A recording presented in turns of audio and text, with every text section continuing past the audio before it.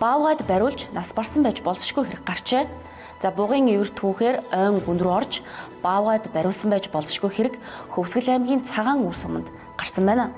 Өнгөрсөн 5 дугаар сарын 31-ний өдөр энэ дуудлага аймгийн цагдаагийн газар бүртгэгдсэн. За дуудлагын дагуу Хөвсгөл аймгийн цагдаагийн газрын албаагчид хэргийн газар руу явхад машинтай очих боломжгүй байсан. Тиймээс цагдаагийн албаагчид 100 гаруй км замыг мориор явж очсон байна.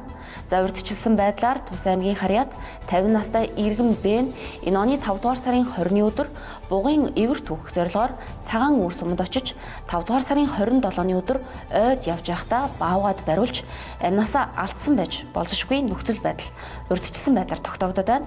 За аюул жуулчлалын улирал эхэлж байна. Энэ үеэр зарим иргэд ан гөрөө хийх эмийн ургамал түүхээр баталгаагүй зам маршрутаар явж амнаас эрүүл мэндээр хохирох эрсдэл байдаг тул иргэд та бүхэн өөрийн болон бусдын аюулгүй байдлыг сахин хамгаалахыг цагдаагийн байгууллагаас сэрэмжлүүлж байна.